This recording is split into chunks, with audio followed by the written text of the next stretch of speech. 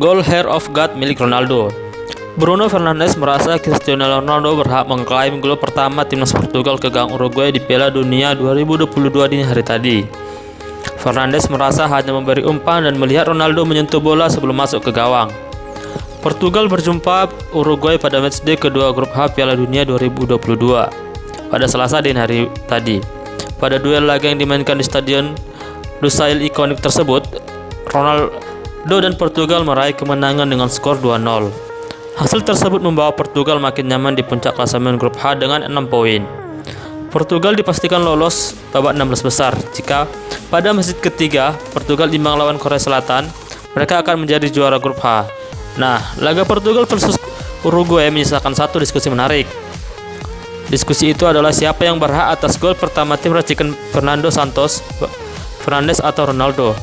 Gol pertama Portugal ke gawang Uruguay dimulai dari gerakan Fernandes di sisi kiri. Fernandes melepas umpan pada Ronaldo yang sudah menunggu di kotak penalti. Bola tersebut lalu masuk ke gawang Uruguay. FIFA mencatat gol tersebut sebagai milik Bruno Fernandes. Sementara ada juga pihak yang merasa Ronaldo berhak atas gol tersebut. Mereka meyakini ada kontak antara rambut Ronaldo dan bola yang kemudian dijuluki Hair of God. Saya merayakannya seolah-olah itu adalah gol Ronaldo. Menurut saya itu terlihat bahwa Ronaldo menyentuh bola. Niat saya adalah memberi umpan padanya, kata Fernandes. Kami senang dengan kemenangan yang didapat. Terlepas dari siapa yang mencetak gol, yang paling penting adalah kami mencapai target kami, yaitu lolos ke babak selanjutnya, tegas pemain MU tersebut. Gol pertama Ronaldo ke gawang Uruguay secara resmi menjadi milik Bruno Fernandes. Namun perdebatan masih belum usai. Pelatih Portugal, Fernando Santos, tak ingin terlibat jauh soal polemik gol tersebut. Ronaldo memainkan permainan yang hebat, tetapi semua tim kami memainkan kinerja yang hebat. Saya pikir itu pertandingan hebat, tim kami bermain sangat baik dan sisanya tidak masalah, kata Santos. Portugal menjadi salah satu dari 3 negara yang sudah lolos ke babak 16 besar Piala Dunia 2022.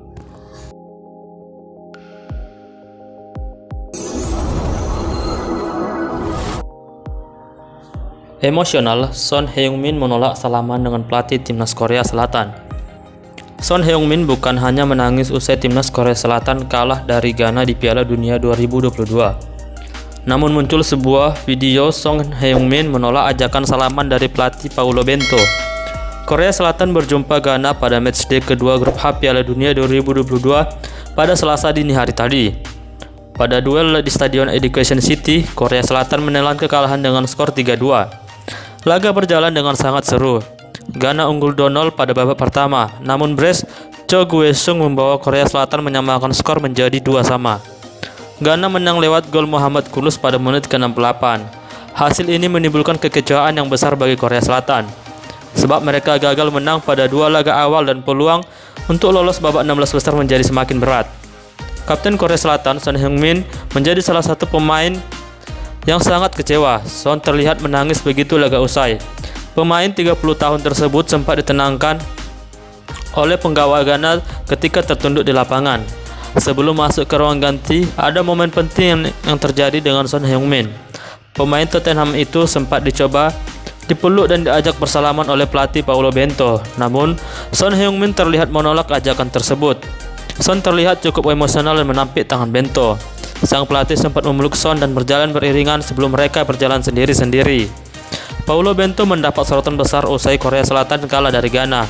Bukan hanya soal kekalahan yang dialami Korea Selatan, akan tetapi juga kartu merah yang diterimanya akibat protes pada wasit Anthony Taylor.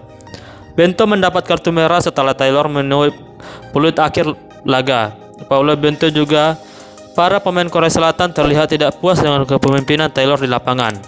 Kartu merah tersebut membuat Bento tak bisa mendampingi Korea Selatan pada laga terakhir grup H lawan Portugal. Bagi Korea Selatan, walau sangat kecil, mereka masih bisa lolos ke babak 16 besar andai mereka mampu menang melawan Portugal.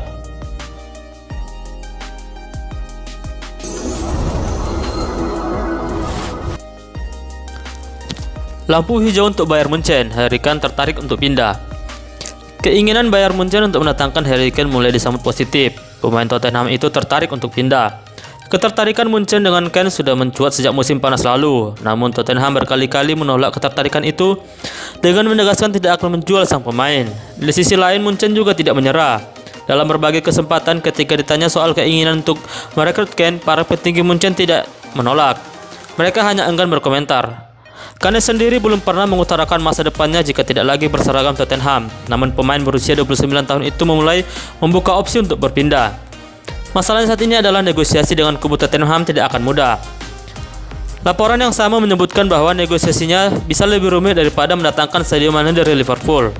Hal itu ditambah dengan sosok Daniel Levy. Levy dikenal sebagai negosiator yang sulit dirayu. Meski begitu, Munchen tetap akan mengupayakannya. Di samping itu, Tottenham diyakini akan mematok harga tinggi untuk Kane. Selagi kontraknya masih ada sampai 2024, Kane disebut punya mahar senilai 80 sampai dengan 100 juta euro. Munchen bisa saja berharap lebih pada upaya mereka untuk mendatangkan Kane kali ini. Sebab faktor non-teknis telah membuat kedua belah pihak bersambut positif. Munchen sejak lama ingin mendatangkan pengganti sosok Robert Lewandowski di posisi nomor 9. Kane sendiri menjadi salah satu pemain yang menurut klub paling tepat mengisi peran tersebut. Kane sendiri belum menegaskan akan pindah dari Tottenham, tetapi ia juga tidak akan menegaskan akan terus bertahan di Tottenham sampai kontraknya habis.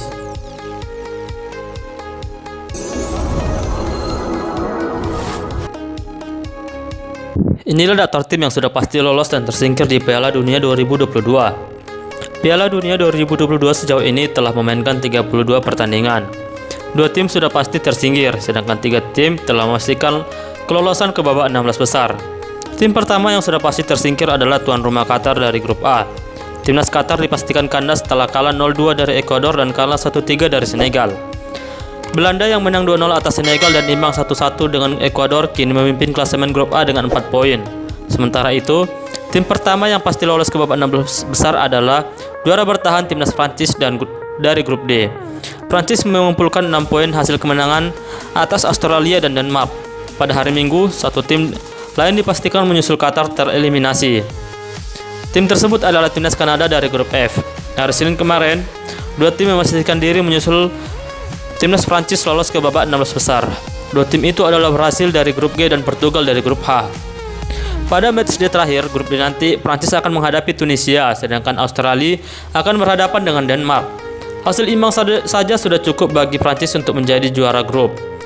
1 jatah tersisa dari grup G masih akan diperebutkan oleh Swiss, Kamerun, dan Serbia. Sementara itu salah satu dari Ghana, Korea Selatan, atau Uruguay akan menyusul Portugal pada matchday terakhir grup H nanti.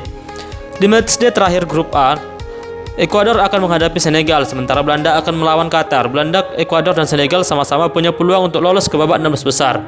Bagi Qatar, laga terakhir nanti akan menjadi laga formalitas belaka. Sementara itu, Kanada tersingkir setelah menelan kekalahan kedua mereka. Alphonso Davies dan rekan-rekannya kalah 0-1 dari Belgia, kemudian tumbang 1-4 lawan Korea.